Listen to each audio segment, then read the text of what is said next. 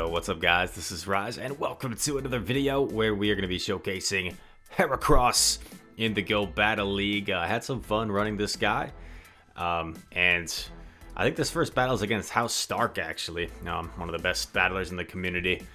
As we lead Hera into the Crustle, they swap in a Gyarados, so we're going to chip away with Rock Blast, land it, and then come in and try and farm up a little bit with our Empoleon. Also, I saw PokeAK actually released a Heracross video, like literally as I was editing this video. I look on Twitter and I'm like, oh, AK released a Heracross video. So I was hoping people aren't thinking like I copied him, because I know that's a thing where if two people happen to use the same Pokemon, oh, he copied him. But no, just a coincidence. Both have the same idea, right? Heracross really good in the current meta. So obviously I'm going to wait out my clock, come in with Amok here. Amok, a really hard check to Venusaur. And we're looking to be in a pretty good position here. We just got to make sure not to screw up. I get a denial there, which is pretty nice against Venu. I go for the Dark Pulse since I think he might think I'm baiting. I take it out. Honestly, I think either play makes sense at this point. I could go for the Dark Pulse or I could just spray this thing. And then my counters will start to really add up here against Crustle. Crustle actually can hold its own against Heracross, especially in the 2-shield scenario, because your smackdowns are hitting for neutral and the counters are hitting for neutral.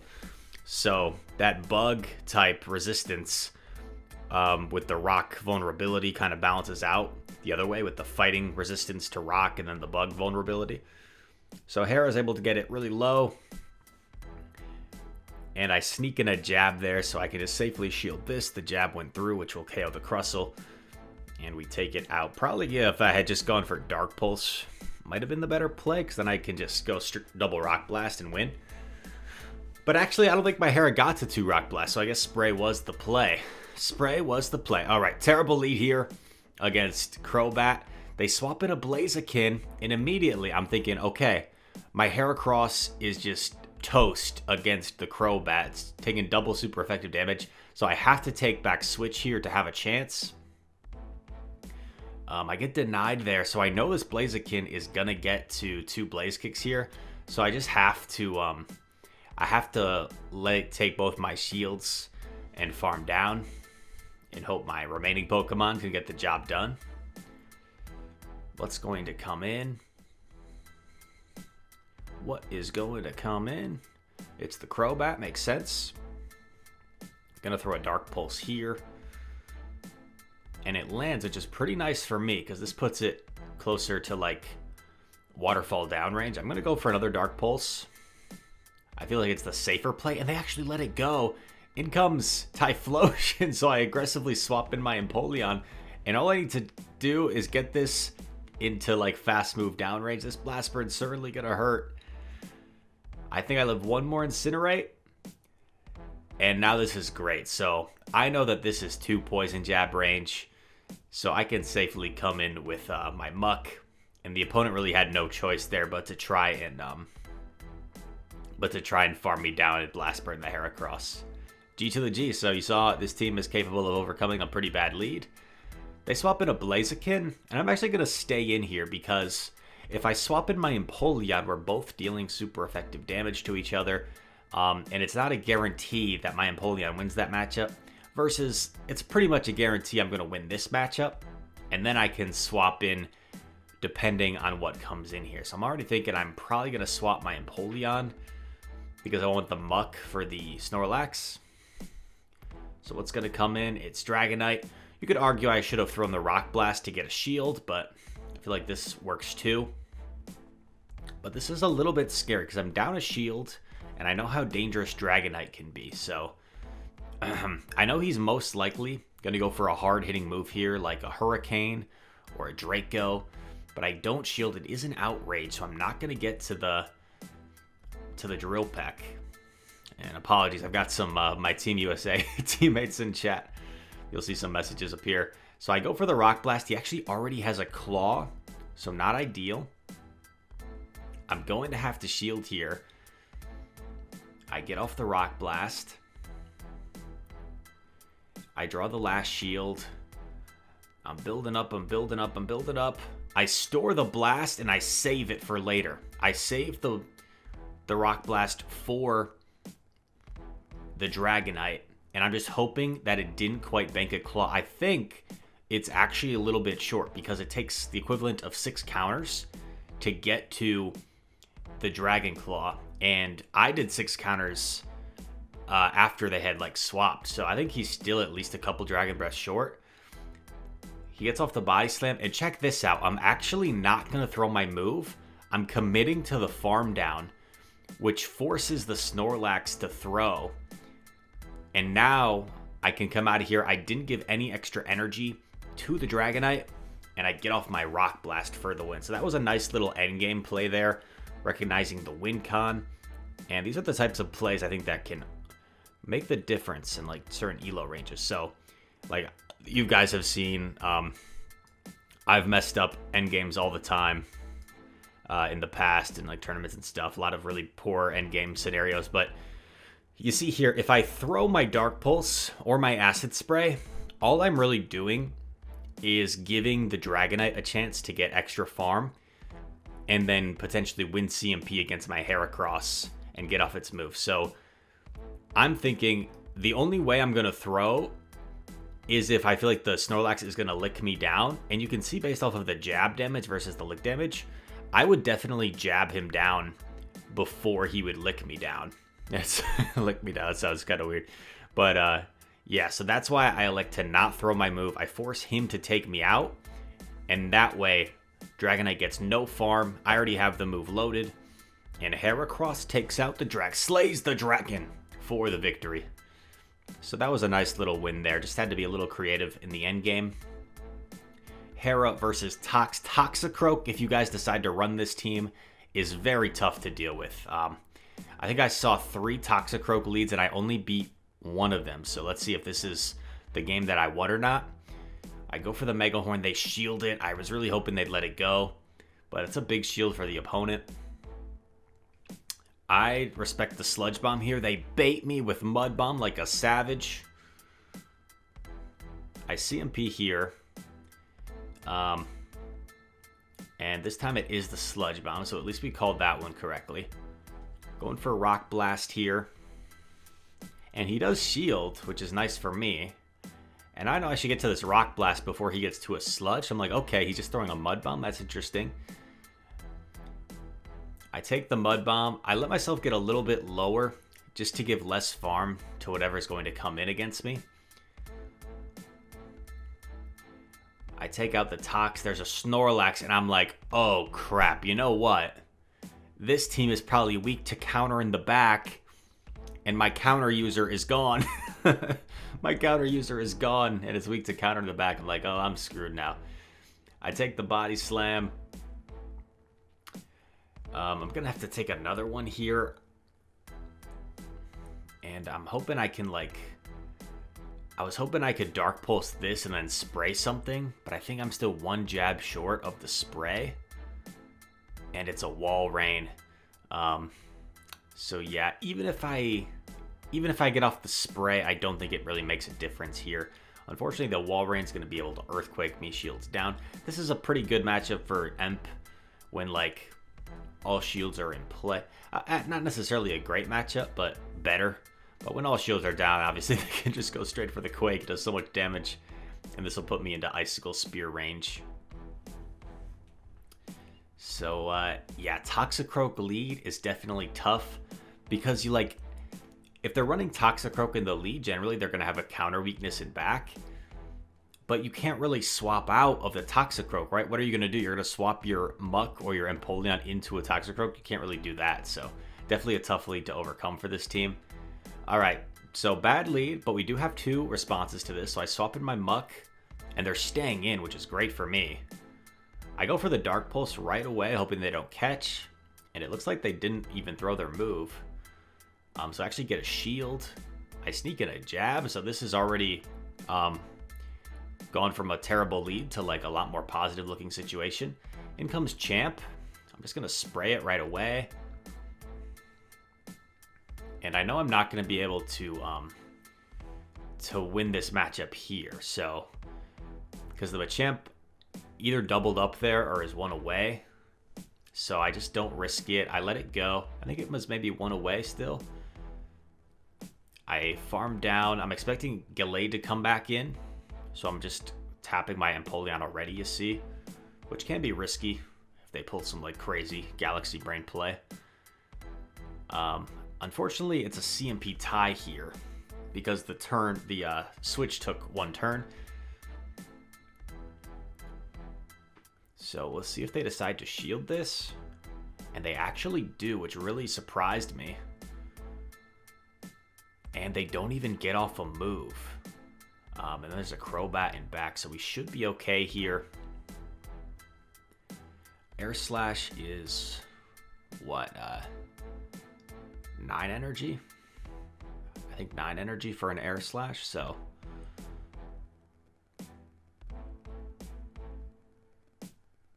So yeah, we're good. 9 energy for an Air Slash. It would take 7 to get to the first Shadow Ball. So we just outpaced the Crobat there. Hera versus Walrein. Terrific lead. We sneak in a counter. Very nice. Take the Icicle Spear. And you could actually... So what? I'll replay this for a sec. Lives the counter with just 1 HP, which is actually going to force a shield from my Hera. So one thing I could have done differently here in the lead scenario, if we're counting moves, right? 1, 2, 3, 4, 5. They throw right away, so they're going to be 4 Powder Snows away from their next Icicle Spear. So in order to eliminate the possibility of them sneaking and getting off a move, I could have thrown at 4 here. Instead, I throw at 3. 1, 2, 3. And that allows them to sneak, so they currently have the Icicle Spear loaded. If I had just done 4 instead, I would have had done 1 extra counter, I would have won CMP, and I probably wouldn't have had to expend this shield. So a bit of a mistake there. Also, the fact that they're staying in kind of gives away that they're double weak to Hera. I get off this Rock Blast, and at this point, I kind of decide to just let my Hera go down because I have this strong response to tie. I don't want to go down shields depending on what's in back. It is a Machamp, and this is game over. This is game over. Yeah, I think I just take the cross chop and then I top left because he would have outpaced me, and there's just no winning that game. So what could I have done differently? I consider this a winnable game if I had played differently. So I already went over, if I had just thrown 1 counter later, I might not have had to expend this shield, or he would have had to like expend the shield or catch. Also, recognizing that he was double weak, most likely to Hera, as soon as I saw the fire typing, I could have gone into Muck. Hopefully he would have brought out his Machamp. I would have been able to spray it. Maybe farm down with Hera, get off a move on tie, and then Emp, close out. So if I had played that game a little bit differently, I think that was a winnable game. I just did not play very well, and my opponent outplayed me. Next game, Hera versus Sylveon. Terrible lead, but we do have 2 answers. In comes Champ, and this is different. All shields are still in play, so I know I can take back switch, and I kind of have to take back switch to have a chance, because even if I go down shields, if I can align my Empoleon with the Sylveon, I know I'm in a pretty good situation. Plus I might get a shield back, depending on what they have in back, if I can like threaten with a charge move here. So I'm going to double shield, I'm going to jab down the Machamp. What is going to come in against me? Nidoqueen. Interesting. They sneak in a jab. It's going to be really close if I can get off a second move, and this Nidoqueen is certainly uncomfortable. I get off a spray here. And really fortunate for me, they shield the acid spray, so definitely lucky there. They wanted to preserve this Nidoqueen. I'm gonna tank the moves here on Hera because I don't want to get earth powered on my Nido. I take another move. I desync a little bit there, and he makes a nice catch on the Rock Blast. But we're in a pretty good situation now. All I really need to do is make sure I come out of this with a move for the Nidoqueen. Just can't afford the Nidoqueen to get to an Earth Power against me. And my Empoleon should win CMP as well against the Nidoqueen. Empoleon has a pretty high attack stat. He Moonblasts me. At this point, I just decide to Waterfall down, because why not? And I get off the Hydro Cannon, which should KO the Shadow Nidoqueen. Bang, bang, boogie. Gotta hydrate that Nidoqueen. All right. Wow, look at that. We're closing in on 3,000 battles won. Okay. Hera versus Polly. Pretty good matchup for Hera. I'm going to resist the mud shots. Unfortunately, I'm not running close combat here. Close combat's a move you could also run. Definitely has play as well. The reason I'm running Mega Horn and not close combat is just for a little bit more Trevenant coverage, because Trevenant is pretty tough for this team. I have one hard counter, but my other two Pokemon do kind of struggle. So Mega Horn coverage is just kind of for Trevenant. Probably could have Rock Blasted the Polly and farm down. I aggressive swap into Muck here to avoid just letting the Gallade farm me down, and now we're looking like we're in a pretty dominant position because Muck does really solid here against Shadow Lax. I'm just going straight spray at this point,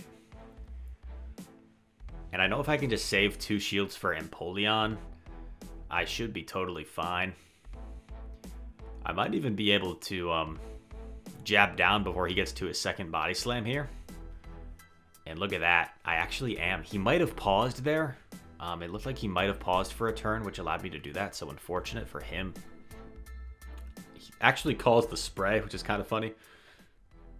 But even so, we should be in a good spot. I'm just going to shield here to be safe. Honestly, probably didn't even need to shield.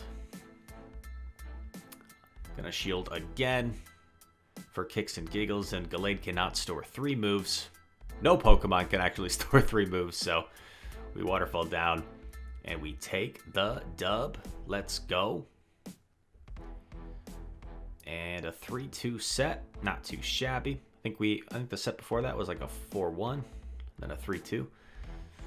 So we get a Dino as a reward, and the Heracross team, a lot of fun and effective, puts in some work. Empoleon and Amok, 2 Pokemon that I've paired quite a bit, because Amok can be really good at luring out those fighters, and then Empoleon avoids them. So yeah, fun team. Heracross plays a similar role to Toxicroak as a fighter that resists fighting. So it's going to beat the counter users like Machamp, Obstagoon, Escavalier, Poliwrath, not a counter user I know, but a fighter. It does struggle a little bit against Toxicroak. I'm not sure who's supposed to win that matchup, to be honest. I would assume Toxicroak just because you have the neutral Sludge Bomb. So Toxicroak probably supposed to win that, but as we saw, it's a close matchup, and Toxicroak leads really tough for this team to deal with. Or Toxicroak in the back as well would be really tough to deal with. But possible. I think I did beat 1 Toxicroak lead, so it is possible. And yeah, if you guys enjoyed this video, make sure to leave a like and subscribe. Comment anything you'd like down below. All comments help us out here. Help our videos get on people's recommended feeds. And all that said, thank you so much for watching. I hope to see you in the next one. That's right, you. I hope to see you in the next one. Peace.